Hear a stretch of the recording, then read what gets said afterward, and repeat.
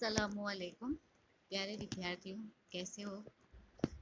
हाँ, हम लोग जो है कविता मैंने उठो धरा के अमर सपूतों, धोरण 8 की जो कविता है उठो धरा के अमर सपूतों, वो काव्य गान हमने नेक्स्ट पीरियड यानी लास्ट पीरियड में हमने उसका गान देखा था।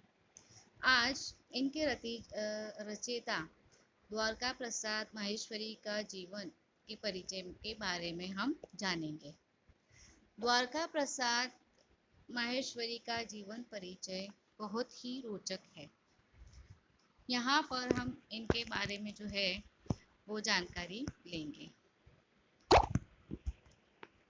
द्वारका प्रसाद माहेश्वरी का जीवन परिचय और उनकी प्रसिद्ध रचनाएं।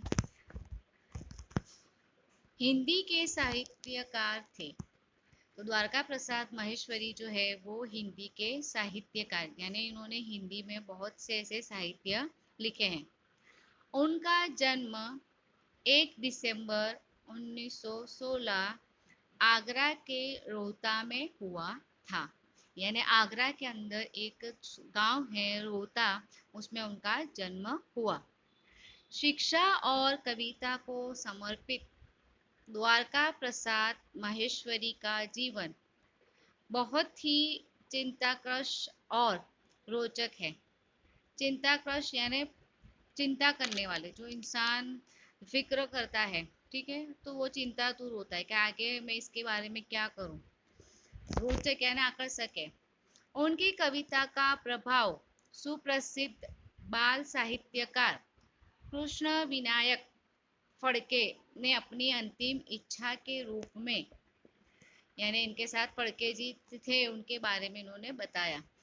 तो साहित्यकार कृष्ण विनायक फड़के ने अपनी अंतिम इच्छा के रूप में प्रकट किया कि उनकी मृत्यु के पश्चात उनकी यात्रा शव यात्रा में माहेश्वरी जी का बाल गीत हम सब सुमन एक उपवन के गाया जाए। यानी अगर वो मर जाए, कौन मर जाए, कृष्ण विनायक जी मर जाए, तो उनकी शमशान यात्रा में ये गीत गाया जाए। उत्तर प्रदेश सूचना विभाग ने अपनी होर्डिंग में प्राय सभी जिलों में यह गीत प्रचलित किया और उर्दू में भी एक पुस्तक प्रकाशित हुआ जिसका शीर्षक था हम सब फूल एक गुलशन के। लेकिन वो दृश्य स्वर्थ अभिनव और अपूर्व था, जिसमें एक शव यात्रा निकली। बच्चे मधुर धुन से गाते थे, यानी जब गुजर मर गए तो उनमें ये गाया गया। हम सब सुमन एक उपवन के किसी गीत को इतना बड़ा सम्मान महेश्वर जरी के बाल भावना के प्रति आदर भाव था, यानी उनको ये आदर मिला। उनके जीवन में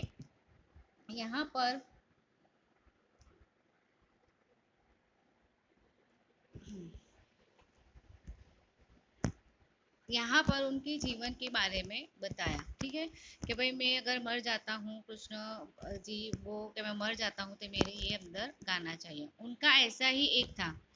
कालिए जी गीत वीर तुम बड़े चलो धीर तुम बड़े चलो, उन्होंने बाल साहित्य पर 26 पुस्तकें लिखी। इसके अतिरिक्त 5 पुस्तकें साक्षरों के लिए भी लिखी। खंड काव्यों की भी रचना की। 21 अगस्त 1998 में उनकी मृत्यु हो गई। प्रकाशित रचनाएं, अब उनकी प्रकाशित रचनाएं हैं 6 काव्य संग्रह है, 2 खंड काव्य है, 26 बाल साहित्य की पुस्तकें, 3 कथा संग्रह, 5 पुस्तकें साक्षरों के लिए, 3 शिक्षा पुस्तकों और ग्रंथावली 3 भागों में। हम सब सुमन एक उपवन के, वीर तुम बड़े चलो, चंदा मामा आ, इतने ऊंचे उठो, ये सब इनका काव्य यानी प्रकाशित रचनाएं हैं जो इन्होंने लिखी हैं। उनकी एक कविता में सुमन हूँ यहाँ प्रस्तुत है। ये जो उनकी एक कविता है तो यहाँ पर दी गई है। युवम के नीचे खुला आवास मेरा, ग्रीष्म वर्षा शीत का अभ्यास मेरा, झेलता हूँ मार मारुत की निरंतर, खेलता यूं जिंदगी का खेल हंसकर, सूल का दिन रात मेरा साथ, किंतु प्रसन्न मन हूँ मैं सुमन हूँ। सुमन माने फूल, यानी फूल हूँ। ये जो है इनकी कविता है।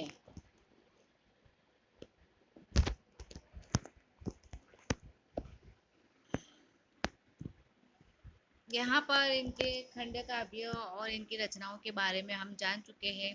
काव्य हम देख चुके हैं। उसके बाद में हम आगे अब जो क्या करेंगे, तो प्रस्तुत काव्य उठो धरा के अमर सपूत, तो अब नेक्स्ट पीरियड में मैं उसकी समझूती आप लोगों के सामने प्रस्तुत करूंगी।